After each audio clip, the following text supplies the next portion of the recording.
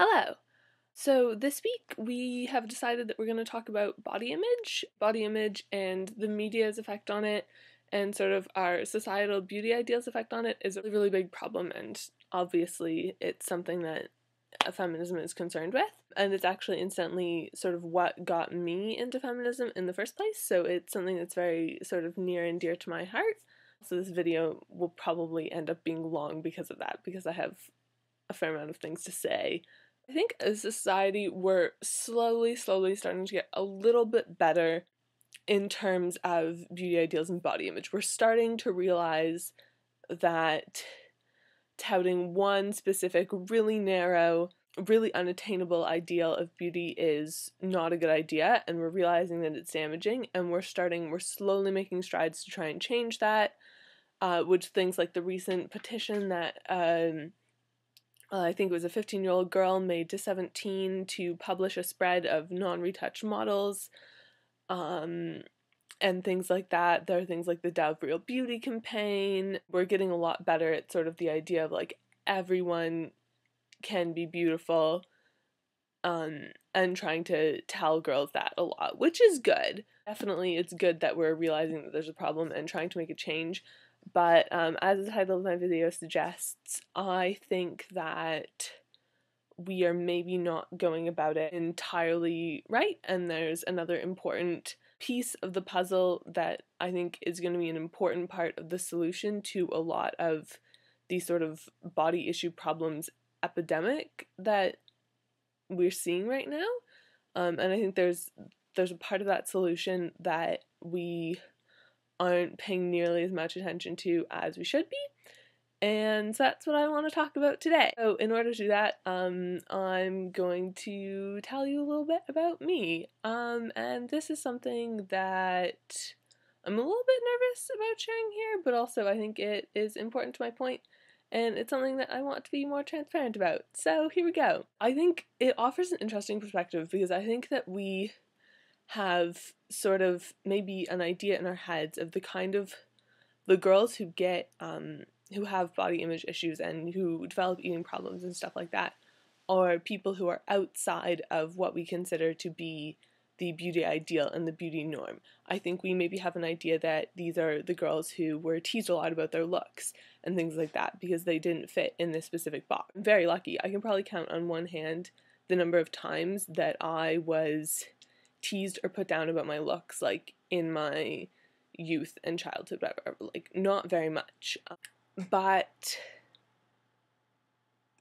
that ends up not mattering, it would seem.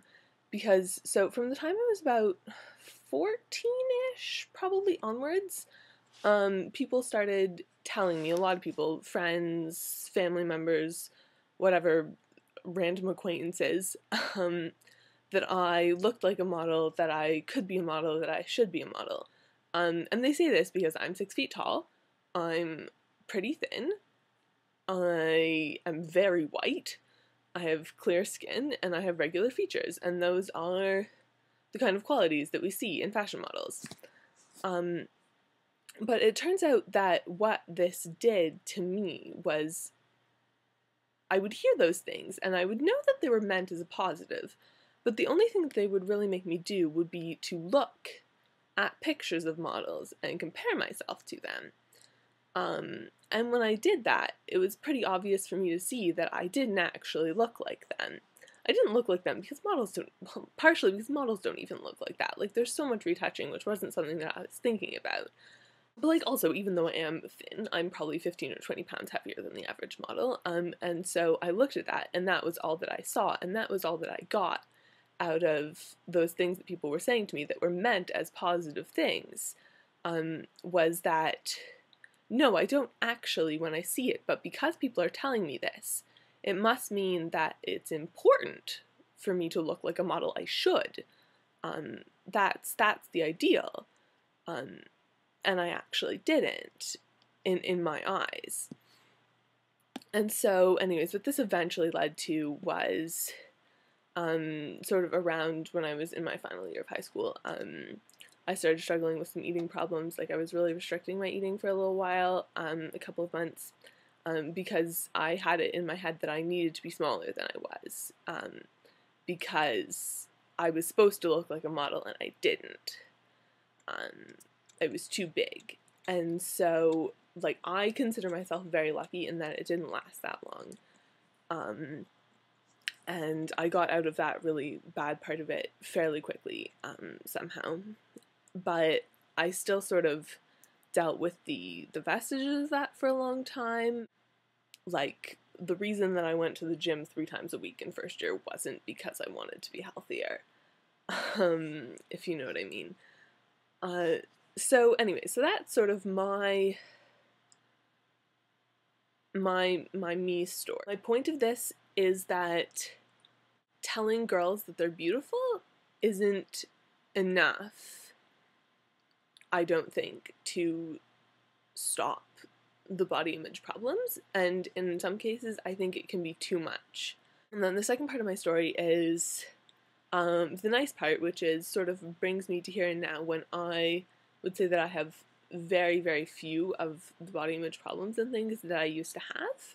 And part of it was really like realizing, like, no, even though I don't look exactly like this like narrow beauty ideal, like, I can still be beautiful.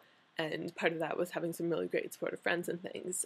But I think the other key aspect to my like recovery and my being able to actually feel good about myself was not just being able to see myself as beautiful, but realizing that being beautiful didn't matter. Since I've started just being able to tell myself, no, it doesn't matter, it's okay to not be beautiful, that's what has helped so much, because no matter how good your self-esteem is, no matter how good you are at accepting the way you look, I think that there will always be days when you look in a mirror and you don't like what you see. And I think in those days it's so important to be able to pull out of your back pocket the realization that you don't have to be beautiful all the time. You don't have to be. And that was so important for me, and I think that it's a really important part of people of being able to have good body image and not having these problems. And I think that it's something that we don't focus on enough when we're trying to correct this problem that we have, that society in general has with body image.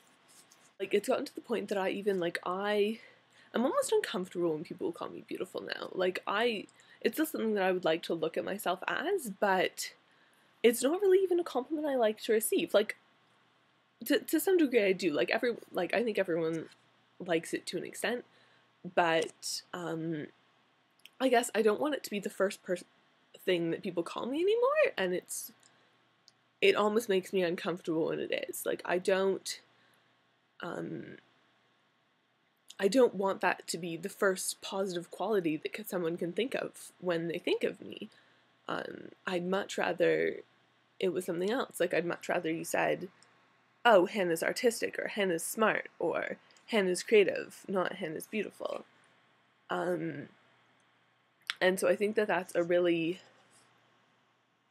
a really important step for me, is valuing that word a lot less for myself. And because there was a time, I think, when that would have been the thing that I wanted to hear most. And so I think coming to the point where it's not the thing that I most value, and I realize that there are other things that I care much more about being, and that's helped me so much. And so I think that that's really something that we need to be focusing on more when we're thinking about the problem with body image. Like, yes, telling girls that they are beautiful no matter what, and that everyone is beautiful, is important. It definitely is. But I think that the other thing that we need to be doing is telling girls that they don't have to be beautiful. They don't have to be pretty. In this great quote that I found, I think it's Diana Vreeland, that's what the internet seems to be telling me, you don't owe prettiness to anyone. Not to your boyfriend, not to your spouse, not to your partner, not to your coworkers, especially not to random men on the street. You don't owe it to your mother, you don't owe it to your children, you don't owe it to civilization in general. Prettiness is not a rent you pay for occupying a space marked female. I think that's such an important point, and I don't think that it's something that we pay attention to as much as we should. I love that quote. I want that quote to be everywhere. I want it to be in beautiful works of typography that get 1 million notes on Tumblr. I want it to be on t-shirts. I want it to be on bumper stickers. And most of all, I want it to be in the room of every single girl everywhere. So that's what I have to say on that today. Thanks for watching this video that I'm sure is going to be very long once I edit it down. It's already 12 minutes. Hopefully I'll be able to cut a little bit of that, but who knows. Mariko, I'll see you on Thursday, and everybody else, I'll see you next week.